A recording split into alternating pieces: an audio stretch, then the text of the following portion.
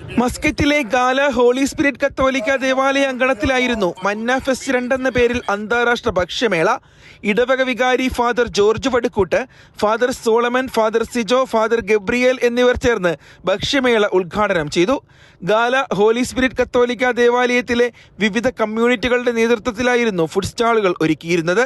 Malayalam, Filipino, Goan, Mangalorean, Tamil, Sri Lankan, Africa, international, Arabic തുടങ്ങി വിവിധ ഭാഷാ വിഭാഗങ്ങളുടെയും family ministry, nurse ministry, Jesus youth, catechism, അൽത്താര ശുശ്രൂഷകർ എന്നീ യൂണിറ്റുകളുടെയും കീഴിൽ 40ഓളം സ്റ്റാളുകൾ ഒരുക്കിയിരുന്നു. ഭക്ഷണ വിഭവങ്ങളെ കൂടാതെ വിദ്യാർത്ഥികൾക്കായി ഗെയിംസ് വിഭാഗങ്ങൾക്കും പ്രത്യേക സ്റ്റാളുകൾ ഒരുക്കിയിരുന്നു. വിവിധ ഭാഷാ കമ്മ്യൂണിറ്റികൾ അവതരിപ്പിച്ച കലാപരിപാടികളും ചെണ്ടമേളവും ഗാനമേളയും ഈജിപ്ഷ്യൻ കലാരൂപമായ തനയോര ഡാൻസും ബൈബിൾ ഡാൻസും അരങ്ങേറി. ആയിരക്കണക്കിന് വിശ്വാസി കുടുംബങ്ങളാണ് പരിപാടികൾ ആസ്വദിക്കാനെത്തിയത്.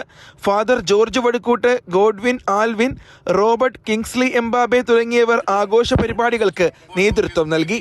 Mathrubhumi news, Muscat.